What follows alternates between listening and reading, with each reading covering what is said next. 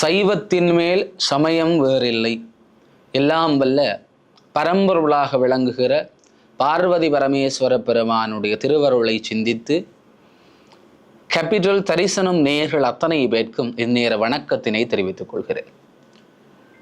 நவராத்திரி காலத்தினுடைய நற்சிந்தனைகள், இந்த சைவ சிந்தனைகளிலே இரண்டாவது தொடரோடு நாங்கள் இணைந்திருக்கிறோம். முந்தைய காணொளி பதிவிலே சிவபரத்துவத்தோடு நவராத்திரியை அனுஷ்டிக்க வேண்டும் என்ற வேண்டுகோளை நாங்கள் முன்வைத்திருந்தோம். ஆதலால் இந்த அம்பாள், அதாவது சக்தி என்பவள் இறைவனோடு, இறைவனுடைய விருப்பை, அதாவது இறைவன் எது செய்ய நினைக்கிறாரோ அதை செய்யக்கூடியவளாக இறைவனுடைய அந்த ஞானத்தை உணர்ந்து செய்யக்கூடியவளாக அம்பாள் விளங்குகிறாள். பரம்பொருள், பராசக்தி, அருட்சக்தி, இச்சாசக்தி, கிரியாசக்தி, ஞானாசக்தி என்று 5 சக்திகளை கொண்டிருக்கிறது. சிவபெருமானுடைய புருஷ சக்தி, போக சக்திகளிலே போக சக்தியாக அம்பாள் விளங்குகிறாள். இறைவன் செய்ய வேண்டிய காரியங்களை சக்தி செய்கிறது. அதால சிவபெருமான் இல்லாமல் சக்தியும், சக்தி இல்லாமல் சிவமும் இயங்குவதென்பது சால பொருந்தியது அல்ல.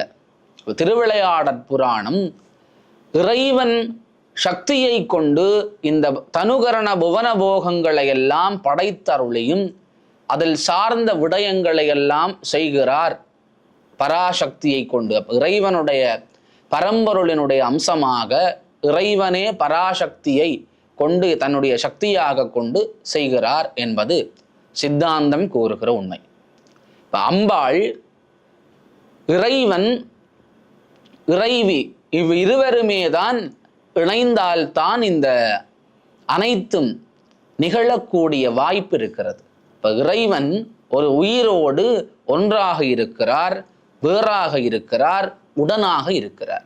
இந்த 3 தன்மைகளிலே இருந்து அந்த ஆன்மாவாகிய பசுவை இயக்குகிறவராக பரம்பொருள் இருக்கிறார். பரம்பொருளுடைய சக்தியாக இருந்து அம்பாள் தாயானவள் ஞானாம்பிகையாக, ஞானமே வடிவமாக இருந்து இந்த இறைவருடைய அத்தனை சக்தி பேதம் சக்தியாக இருந்து அனைத்தையும் இயக்குகிறாள் என்பது திண்ணம். ஆதலால் நவராத்திரி அம்பிகைக்கு உரிய விரதமாக, அதாவது தேவியினுடைய விரதமாக சைவாகமங்கள் குறிப்பிடுகிறது. இறைவன் எப்படி நாங்கள் சிவராத்திரியை இறைவனுக்கு நோக்கிறோமோ அதை போல அம்பாளுக்குரிய விரதமாக, அம்பாளுக்கு சிறப்பான விரதமாக நவராத்திரி விளங்குகிறது. காரணாகமும் ஒரு வருடத்தை 2 பாகங்களாக பிரிக்கிற பொழுது தக்ஷணாயணம், உத்தராயணம் என்று பிரிக்கும்.